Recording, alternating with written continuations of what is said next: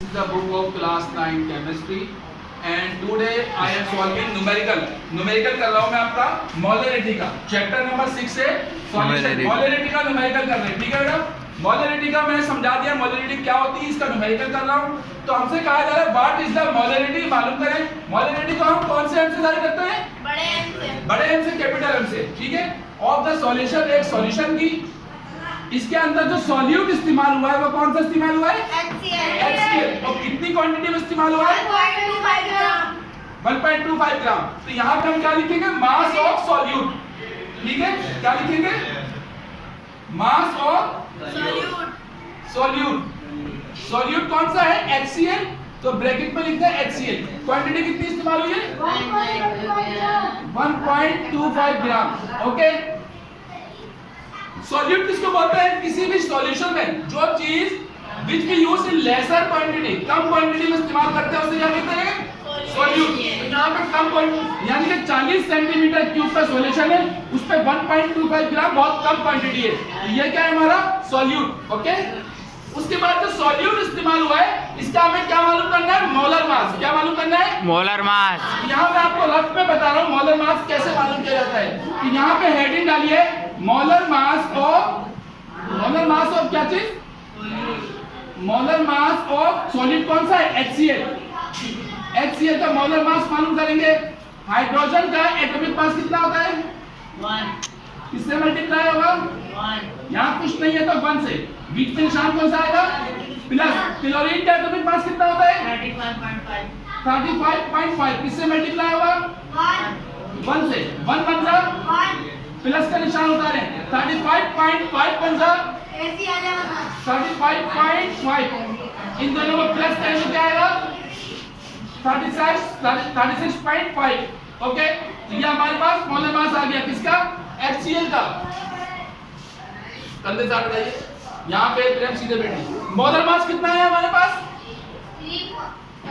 36.5 ग्राम। तो यहाँ पे क्या लिखेंगे? मोलर मास ऑफ HCl कितना है? 36.5 ग्राम। तो यहाँ लिखते हैं मोलर मास ऑफ HCl कितना है हमारे पास?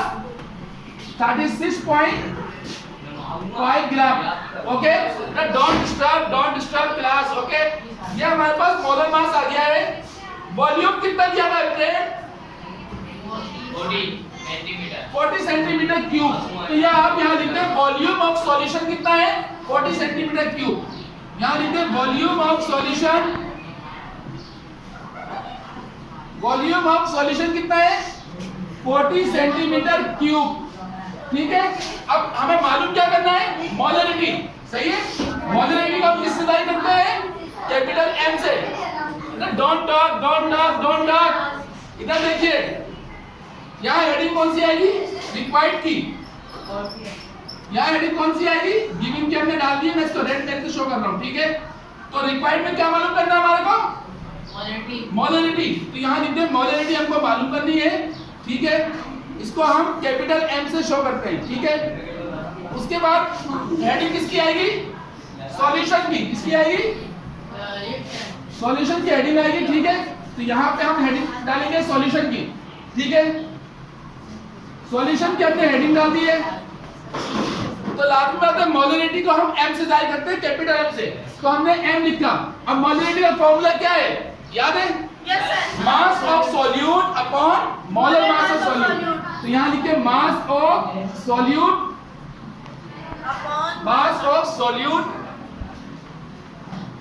Upon molar mass of solute.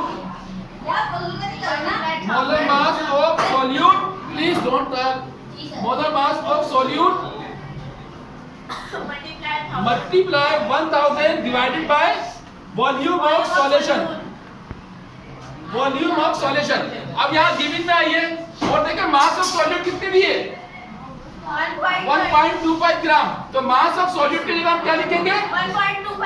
1.25 ग्राम हमने लिख दिया है। ठीक है, डिवाइडेड बाय मोलर मास कितनी हमने मालूम की है? 36.5 ग्राम। तो यहाँ लिखते हैं 36.5 मल्टीप्लाई फॉर्मूला में क्या लिखा है? 1000। तो यहाँ 1000 लिखेंगे divided by volume of solution कितना है? 40। तो यहाँ 40 लिख देंगे। सही है, अब हम क्या करेंगे 1.25 को 36.5 से क्या करेंगे डिवाइड करेंगे, इसका आंसर यहाँ लिखेंगे, इसको इससे डिवाइड करेंगे, इसका आंसर हम यहाँ लिख देंगे। ओके सर, 1 मिनट से सही है। अब इसको हम देखें डिवाइड कर रहे हैं तो यहाँ पे देखें 1.25 ग्राम डिवाइडेड बाय 36.5 क्या आंसर आ रहा है हमारे पास 0.034। तो यहाँ हमने लिख दिया 0.034 और 1000 को जब हम 40 से डिवाइड कर रहे हैं, बेटा मुझे बातों की बहुत ज्यादा आवाज आ रही है।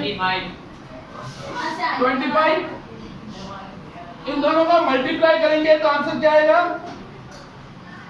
25 को मल्टीप्लाई करेंगे 0.034 से तो हमारे पास आंसर आ रहा है 0.850।